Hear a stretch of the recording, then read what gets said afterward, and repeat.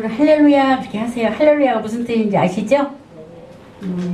샬롬 할렐루야. 네, 주님께 찬양 올려드리는 겁니다. 그리고 옆에 사람 인사하세요. God bless you. God bless you. 하나님 당신을 축복하십니다. 그 뜻이죠? 네. 네. 잠깐 기도하고 말씀 전하겠습니다. 우리의 길이요 진리요 생명이신 사랑의 하나님 아버지, 지난 한 주간 동안도 저희와 함께 하시며 지켜주시고 오늘 또 안식할 수 있도록 주님 전에 불러주셔서 감사와 영광을 올려드립니다. 우리 교회와 모든 성도들이 더욱 생명력이 넘치고 주 안에서 교제와 사랑이 넘치게 해주시기를 간절히 원합니다. 오늘 또 부족한 종은 십자가 뒤에 감춰주시고 오직 성령님께서 저 입술을 통해 십자가 위에서 우리를 위해 흘리신 보혈과 구속의 말씀을 증거해 주시기를 간절히 원합니다. 저희 심령을 활짝 열어주시사 주님 말씀을 아멘으로 받아 더욱더 주님을 사랑하고 신뢰하며 승리할 수 있는 용사들이 되게 해주시기를 간절히 원합니다. 몸과 영이 지치고 아픈 곳이 있다면 주님의 보혈로 깨끗게 치료해 주시고 회복시켜 주시기를 간절히 원하옵고, 이 시간이 회개의 시간, 승리의 기쁨의 시간이 되도록 역사해 주시기를 원합니다. 저희들을 죄에서 구속해 주신 예수님의 이름으로 기도드렸습니다. 아멘. 제가 오랜만에 올라왔죠? 한 달 쉬었습니다. 오늘 제목이 뭐예요? 세상을 사랑하지 말라. 여러분들은 뭘 제일 사랑하나요? 예수님 말씀하신 분만 손 들으세요. 그럼 뭘 사랑하세요? 우리 김하영 성도님 뭐 사랑하세요? 세상에서 내가 제일 사랑하는 게 뭐예요?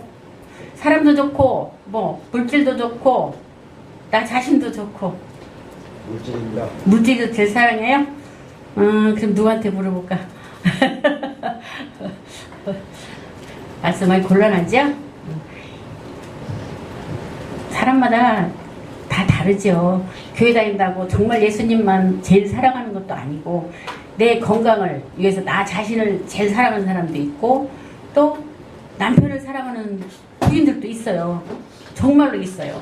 옛날에 제가 있던 전사에 있을 때 그 교회 권사님인데 오로지 남편밖에 몰라. 남편이 집에 계시면 주일날 교회도 안 와. 그 정도로 남편을 사랑하더라고요. 그 남편 행복하겠죠? 또 아내를 그렇게 사랑하시는 분도 있겠죠.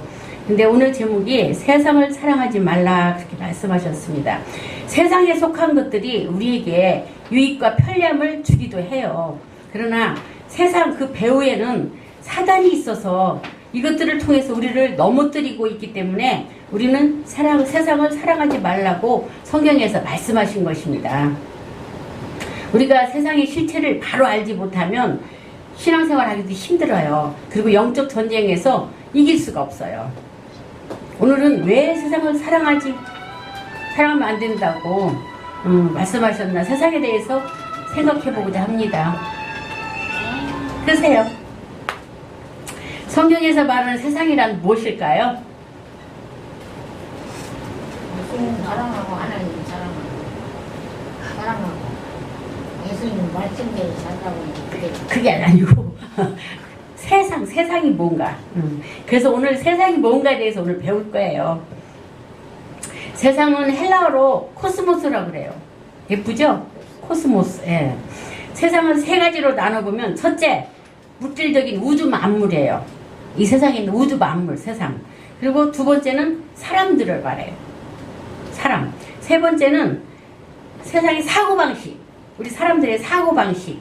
그리고 관점. 우리가 이렇게 어떤 걸 집중하는 관점과 또 세상에 있는 조직을 말해. 이 세 가지로 나눌 수가 있어요. 이 세상 조직은 하나님과 어때요? 불화하죠. 화합이 안 돼요. 하나님을 대적하고 사람들로 하여금 하나님으로부터 멀어지게 하는 것이 세상이에요. 야고보서 4장 4절에는 간음하는 여자들이여 세상과 벗된 것이 하나님의 원수임을 알지 못하느냐. 세상과 벗된 것이 하나님과 원수라고 그랬어요. 그런즉 누구든지 세상과 벗이 되고자 하는 자는 스스로 하나님과 원수되게 하는 것이라고 하셨어요. 세상과 벗, 친구가 되어서 세상을 사랑하는 자들은 하나님과 원수가 된다는 거예요. 세상을 사랑하면 하나님 앞에 간음한다고 그랬어요. 여긴 여자를 비유했는데 부인이 남편 두고 다른 남자를 사랑하면 그게 간음하는 거잖아요. 꼭 뭐 육체적인 게 아니라 마음으로 사랑해도 그게 간음죄예요. 그렇듯이 우리가 하나님과 예수님을 빼고 다른 그 외에 다른 것을 사랑하면 그게 간음하는 거예요. 예수님보다 남편을 더 사랑하면은 예수님 앞에서는 그게 또 간음이 되는 거죠. 그래서 하나님 외에 다른 걸 사랑하는 것이 간음하는 것이라고 그럽니다. 세상 조직주에 숨어있는 배우가 있어요. 세상에 있는 그 뒤에 숨어있는 배우가 있어요. 그게 뭘까요? 사단이죠. 악한 영이에요. 악한 영. 우리 마음속에는 성령과 악령이 항상 싸워요. 주일날 아침이 됐어요. 오늘 비가 와요. 아우 비 오고 그냥 날씨도 이런데 가지 말까? 그런 생각 들죠? 그리고 또 그런 생각도 들고 또 한편에 또 안 돼. 그래도 가야지. 주일인데. 이게 싸우는 거예요. 그게. 그런 마음 드는 게 이게 싸우는 거예요. 그런데 오늘 오신 분들은 승리하고 오신 거죠. 그런 마음이 아예 안 드는 건 아주 믿음이 그냥 굳건한 거고. 싸우는 사람들 많아요. 몸이 아파. 이렇게 아픈데 하나님도 아시겠지. 내가 이렇게 아프니까 오늘 하루 정도 빠지는 거 하나님 이해하시겠지. 이렇게 하고 빠지는 것도 그것도 지는 거예요. 아파도 교회 와서 기도하고 하나님 앞에 기도하면 하나님 치료주시죠. 에베소서 6장 12절에 우리의 씨름은 혈과 육에 대한 것이 아니라고 그랬어요. 정사와 권세와 이 어둠의 세상 주관자들과 하늘에 있는 악한 영들과 우리는 싸우는 거라고 그랬어요. 이 세상 살아가는데 우리가 맨날 싸워. 성령과 악한 영이 내 마음속에서 싸우는 거죠.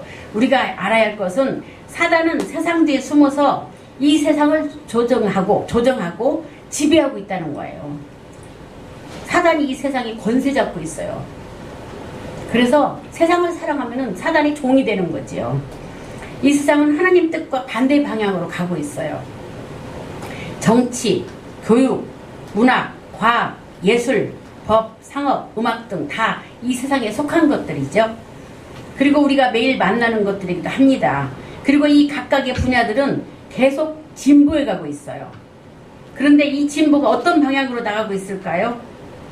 그들의 그 목표는 뭘까요? 궁극적인 목표가 뭘까요? 우리가 아는 바와 같이 마지막 때에 적그리스도가 일어나서 그의 나라를 이 세상 안에다가 세우는 거예요. 그들의 목표는.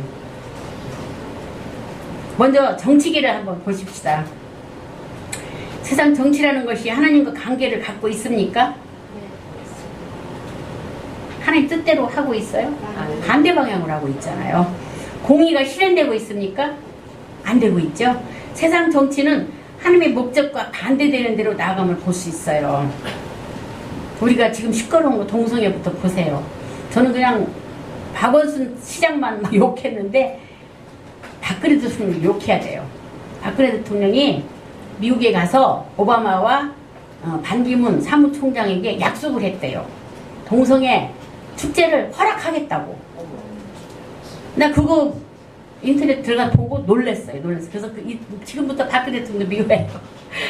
물론 미워하면 안 되겠죠. 그들을 위해서 기도해야죠. 또한 상업 분야를 보십시다. 경쟁하는 상업계에서 정직하게 처세하고 공정하게 일을 처리하기가 얼마나 어려운지. 정직하게 사업하면은 힘들어. 이 세상이 악하기 때문에 우리 모두 그걸 다 알고 있잖아요. 그래서 처음에는 하나님의 기업으로 세웠던 기업들도 점점 그 방향이 하나님이 원하는 방향으로 나가지 못하고 있음을 볼 수가 있어요. 세상적으로 흘러갈 수밖에 없어요. 참되게 정직하게 하면은 할 수가 없으니까. 세상 조직 속에 끌려 들어가 하나님을 경외하는 일은 없어지고 참된 목표도 사라지고 세상 기업처럼 되어가고 있는 경우를 우리는 흔히 볼 수가 있어요. 또 교육 분야를 봅시다. 오늘날 교육이 하나님을 아는 방향으로 나아가는가 생각해 봐요. 우리 학생들 학교에서 공부를 가르치는데 지식만 가르치나요? 세상적인 걸 얼마나 가르쳐요? 하나님의 지혜를 가르치는 게 아니라 세상적인 지식을 가르치는 거예요. 앞으로는 이 동성애 합법화가 되면은 성교육도 잘못된 방향으로 초등학교부터 시키는 거예요. 우리 어른들은 정말 경각심을 일으켜야 돼요. 이 교육 문제 너무 심각해. 우리 어린 이 초등학교 애들 정말 그 어린 깨끗한 심령에 뭘 심어줘야 돼요. 하나님을 심어야 되는데 세상에 그 악한 것들을 심어주기 때문에 이 교육도 너무 잘못된 방향으로 가고 있는 것입니다. 심지어 기독교 정신으로 지어진 학교들도 많은 경우 점점 시대가 흐르면서 그 정신이 사라지고 하나님과는 자꾸 멀어지고 있어요. 음악이 어때요? 세상에서 제일 인기 좋은 게 가수들이 어떤 노래 불러요? 사단을 숭배하는 노래만 불러야 인기가 좋아져. 왜냐? 사단이 세상 권세를 잡고 있기 때문에 그들을 더 높여주기 때문에 그래요. 예술도 마찬가지예요. 그래서 이 세상 것들은 다 하나님과 원수가 된 거예요. 세상 사람들은 하나님을 떠나서 하나님 말씀을 의지하지 않고 사람 생각으로 살아가고 있어요. 우리가 눈으로 못 보고 만질 수도 없고 이해도 안 되고 과학으로 증명되지 않은 것들은 존재하지 않다고 다 알고 있잖아요. 믿고 있고. 응? 초자연적인 존재나 영역에 대해서는 무시하고 거부하며 믿지 않습니다. 하나님을 믿지 않는다. 하나님 눈에 안 보이잖아요. 사람의 생명은 이 세상에 국한하며 죽으면 그것으로 끝장이라고 생각하고 그 이상은 아무것도 없고 죽으면 끝인데 뭐 이상 살아갈 동안 짧고 굵게 살자, 즐기며 살자, 내 하고 싶은 대로 살자, 이런 생각을 가지고 사람들이 너무 많아요. 세상의 특징을 한번 살펴보겠습니다. 본문에서 나왔듯이 첫째는 육신의 정욕이라고 그랬죠. 세상의 특징. 일상에 일어나고 있는 문제와 고통의 원인은 탐욕입니다. 욕심입니다. 탐욕이란 강한 욕심으로 일상은 욕심의 조정을 받는 삶이라고 말합니다. 이 세상은 주로 몸을 위해서 영위하는 삶이에요. 내 육신을 위해서 사는 거예요. 내 목적이 내 자신을 위해서, 내 자신이 즐겁고 행복하게 삶을 구만이라는 생각이 있죠. 사람들은 무엇을 위해 살고 있어요? 돌아보면 마시고 취하고 자극을 받고 육신의 탐욕을 채우고 몸을 위해서 먹고 마시고 섹스를 위해서 살아가고 있습니다. 둘째는 안목의 정욕입니다. 이건 외모와 거칠애와 화려함을 숭배하는 거예요. 여기서 안목이 뜻하는 것은 체면과 부정직과 이선입니다. 즉 보기에 좋다는 것. 우리가 페인트와 해칠한 거. 우리 여자들도 화장하죠? 화장은 물론 해야죠. 예의라고 그래서 화장. 근데 너무 화려하게 막 이상하게 하는 사람도 얼마나 많아요. 저도 지금 머리 염색을 했죠. 근데 염색도 우리는 나이 많은 할머니들은 하얀 머리 나니까 염색을 하지만 젊은이들은 별 희한한 염색을 다 해요. 무슨 보라색을 하지 않나 하얀색도 해요. 젊은 애들이. 빨간색도 하고 막 색색으로도 하고. 머리 색깔을 정말 자연 그대로 머리 색깔을 볼 수가 없어요. 특히 가수도 심하죠. 그 다음에 안목의 정욕은 이제 외모입니다. 둘째 안목의 정욕은 시간, 물질, 마음, 삶에서 상한 시간이나 물질이나 마음, 우리들의 삶에서 상한 심령이나 회개, 거룩함은 전혀 없어요. 그저 나 자신만을 위해서 살아. 이기적인 이 시대. 이타적이 아니라 이기적. 나만을 위해서 살아요. 남을 위해 사는 사람이 없어. 자기 자신만을 위해서.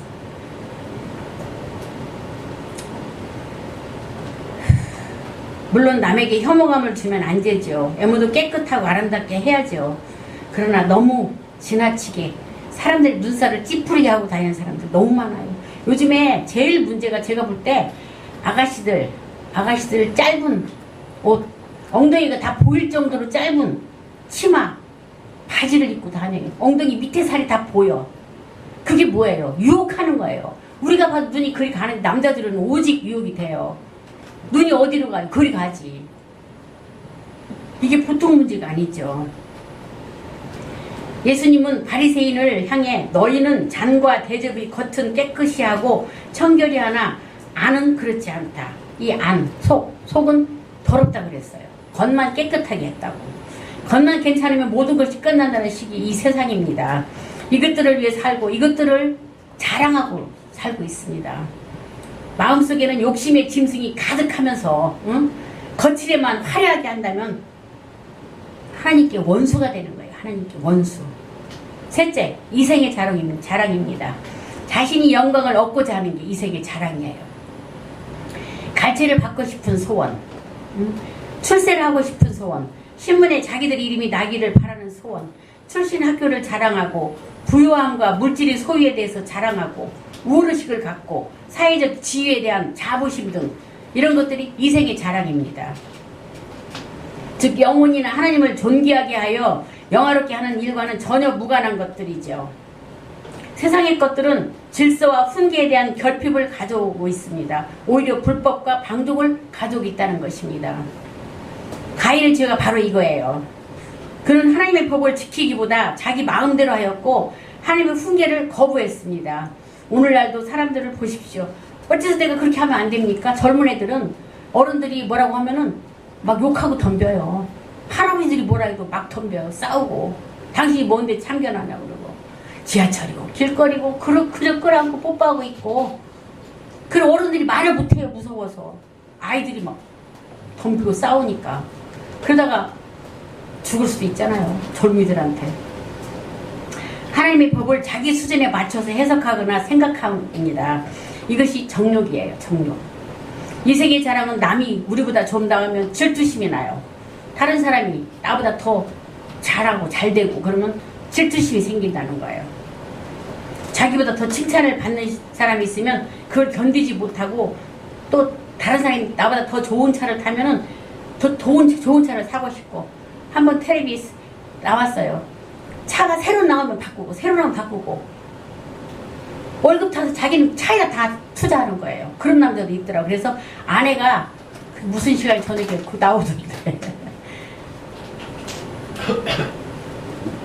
이 세상에 있는 것들을 저는 사단을 향해 있을 뿐 하나님과는 멀리 떨어져 있다는 것을 우리는 알아야 돼요. 우리는 나면서부터 세상의 조직 체계 속에서 살아왔고 지금도 살고 있습니다. 우리는 여기서 탈출해야 돼요. 세상의 조직 속에서 탈출해야 돼요.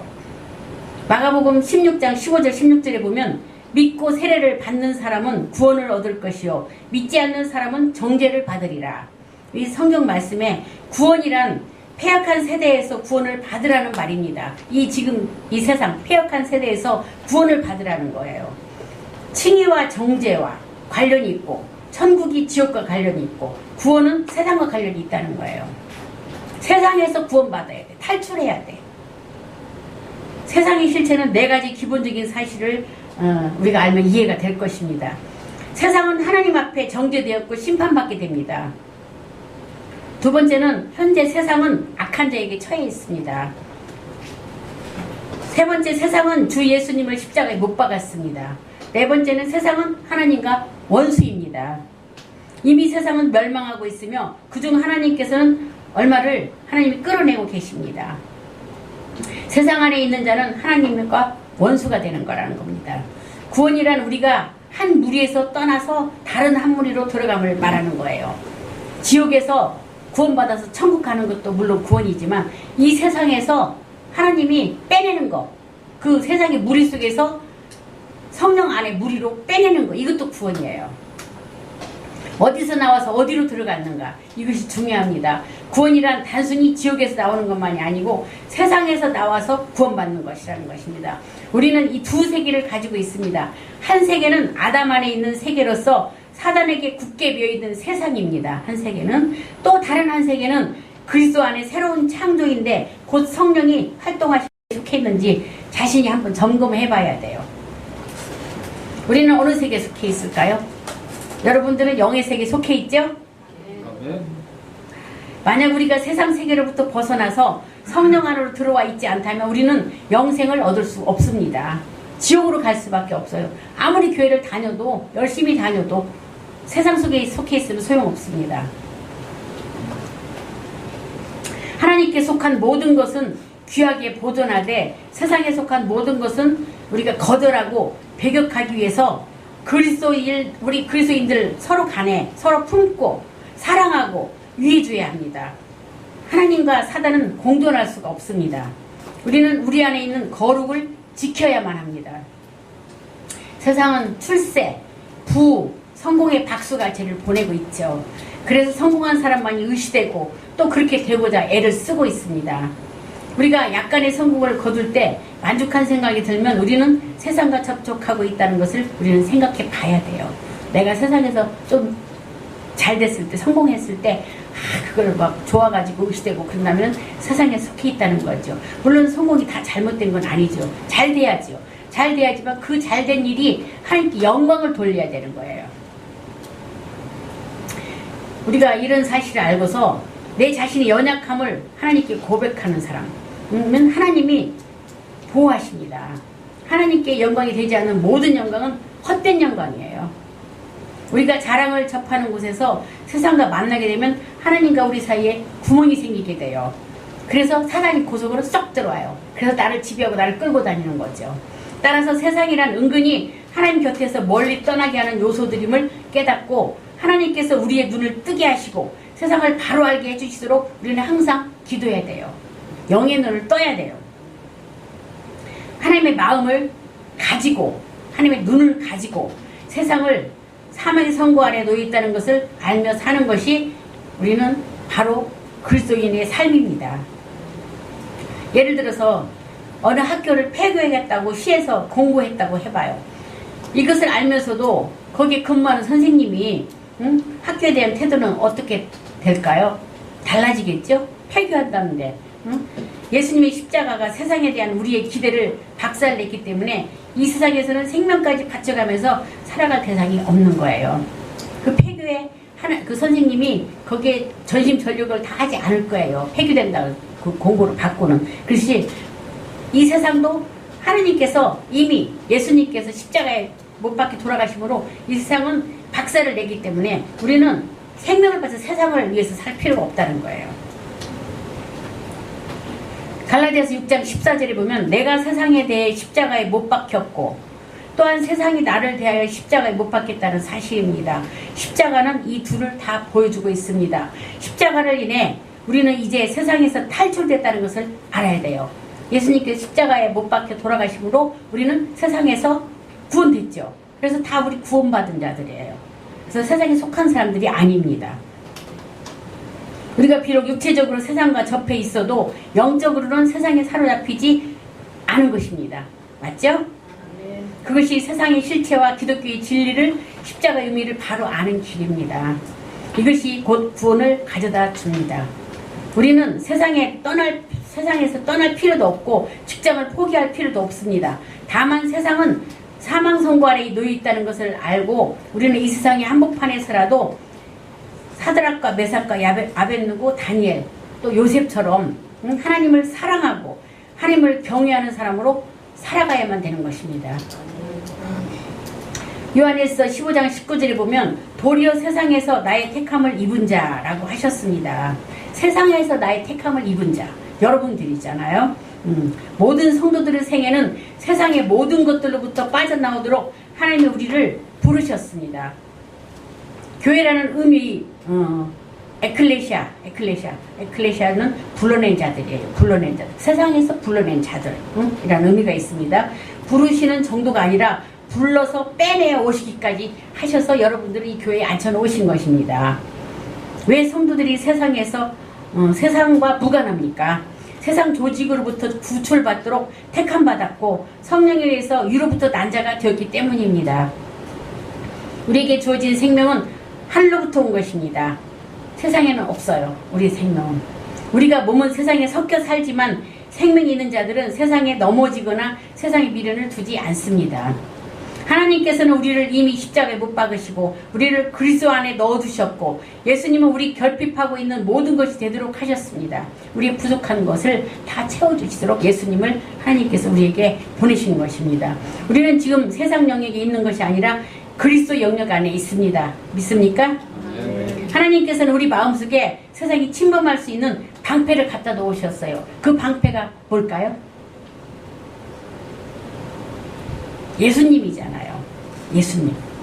예수님만 믿고 의지하면은 우리는 세상의 사단들이 우리를 침범할 수가 없습니다. 우리는 스스로 세상과 떨어지려 애쓰면 쓸수록 점점 세상에 집착하는 자신을 볼 때가 있어요. 그래서 우리가 그리스도는 나의 구속이 되시고 나는 그리스도 안에 거하고 있다는 것을 깊이 인식하고 묵상하며 기도하며 예수님을 의지해야만 해요. 세상의 모든 것은 생명이 없습니다. 먼지에 불과합니다. 하나님으로부터 온 것은 영생을 가지고 있습니다. 세상과 그리스도인은 본질, 출신 성분이 전혀 다르므로 서로 혼합될 수가 없습니다. 그리스도인들은 세상에서 오신 분들이 아니고 하늘에서 내려온 분이기 때문에 전혀 세상 사람들과 혼합될 수가 없습니다.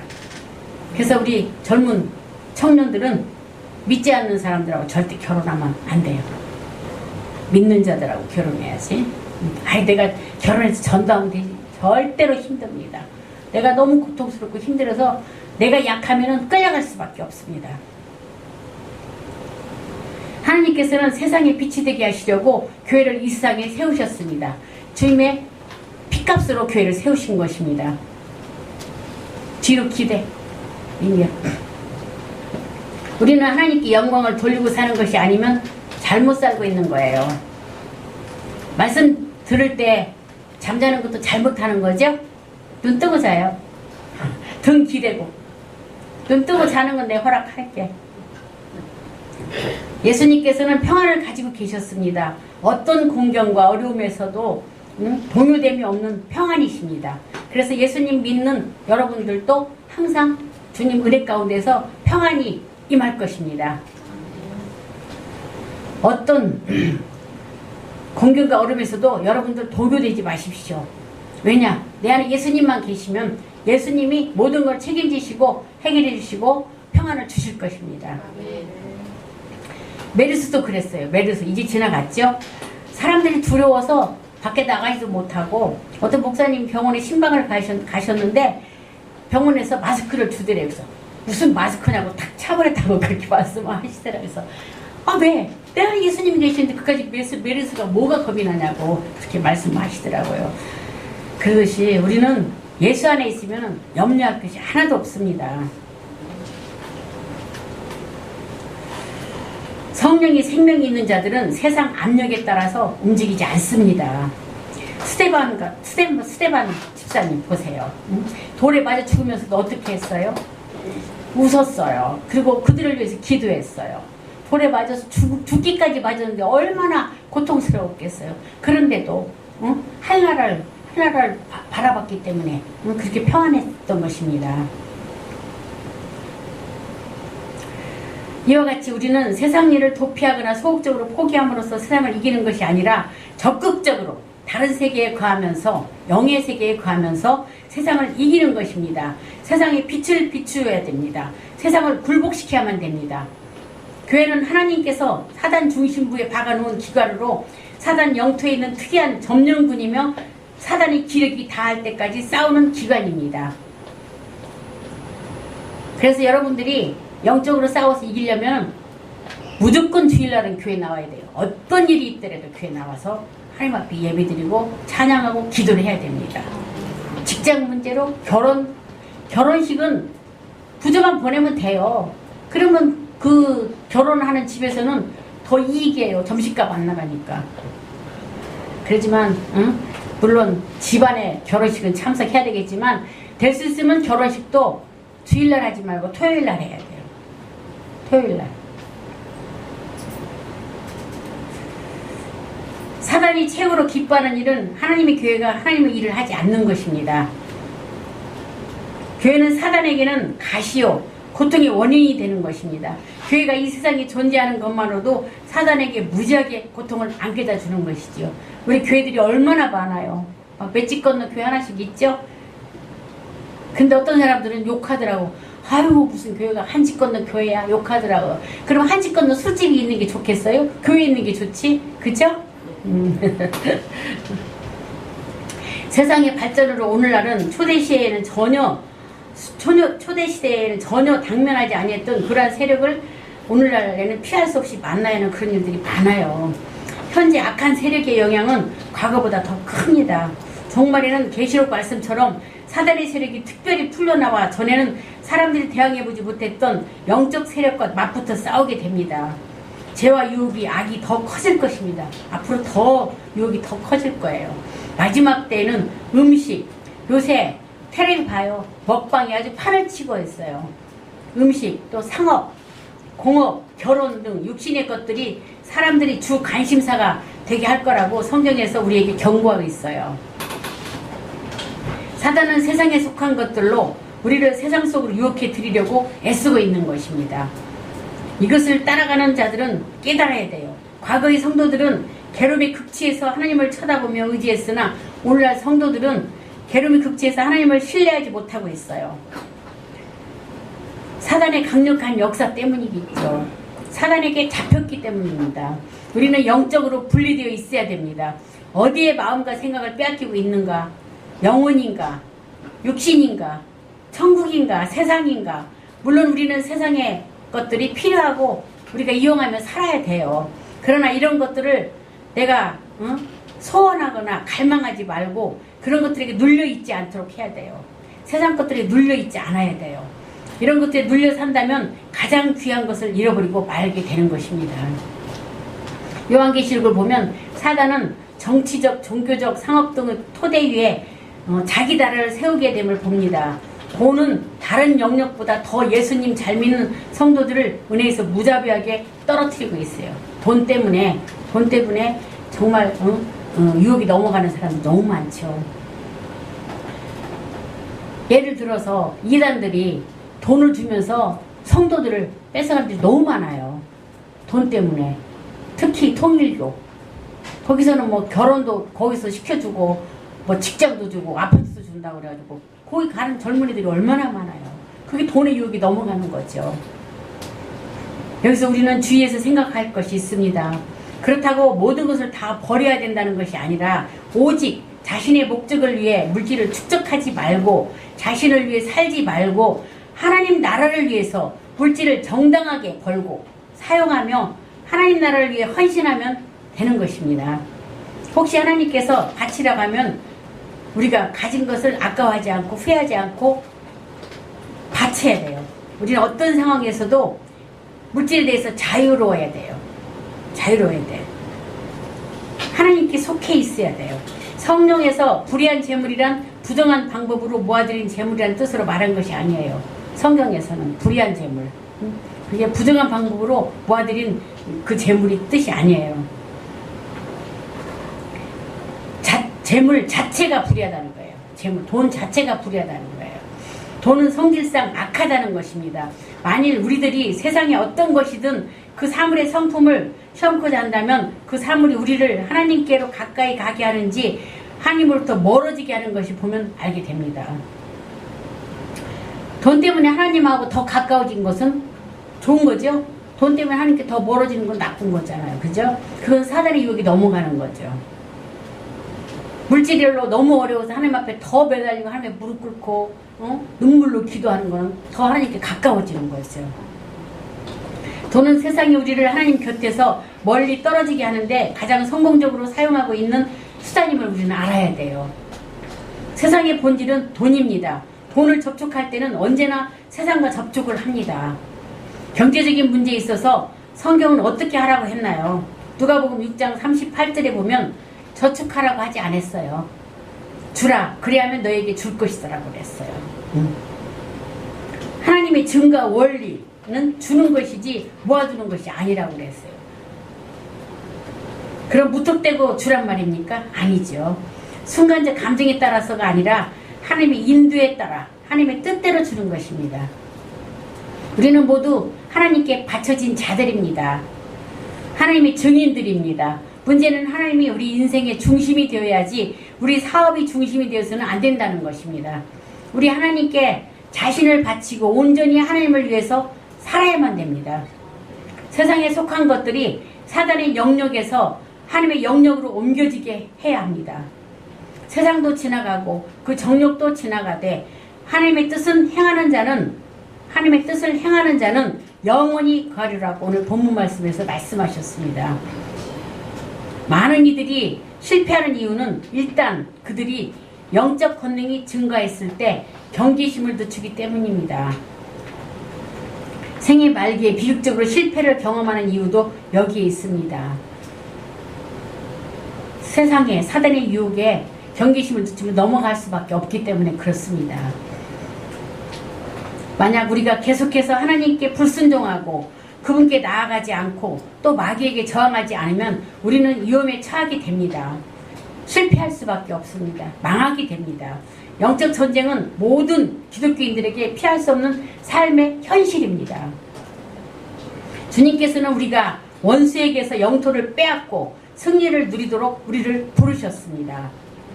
그리스도인이 된다는 것은 영적 전쟁의 용사가 된다는 말입니다. 여러분들은 하늘나라의 용사들입니다. 군사들입니다. 영적 전쟁에서 이기고 승리해야 돼요. 그래서 승리의 깃발을 꽂고 천국에 가야 됩니다. 그리스도와 함께 지속적인 승리 삶을 사는 것을 우리는 목표로 삼아야 됩니다. 내 혼자 힘으로는 안 돼요. 우리는 연약한, 우리는 부족한 죄인이잖아요. 그런데 그리스도와 예수님과 함께라면 우리는 승리할 수가 있습니다. 능력 주신 자 안에서 우리는 모든 것을 할 수 있다고 말씀하셨습니다. 그리고 용사가 되게 하시기 위해서 필요하다면 하나님이 사단의 공격도 허락하셔요. 하나님이 용사로 만들기 위해서 더 정말 믿음을 성장시키기 위해서는 사단이 유혹하는 것을 허락하신다고요. 욥처럼. 그래서 지금 내가 정말 어려움에 처해 있다고 실망하고 하나님 원망하고 하지 마십시오. 왜냐? 하나님께서 나를 사랑하시기 때문에 하나님 용사로 세우시기 위해서 이 어려움과 공경을 사단을 통해서 허락하신 거라고 믿으시기 바랍니다. 우리 주함께 성도 여러분, 주님 안에서 말씀대로 순종하고 주님만 의지하여 영적 전쟁에서 이기고 승리하시기를 주님의 이름으로 축원합니다. 기도하겠습니다. 하나님 아버지, 세상도 지나가고 그 정력도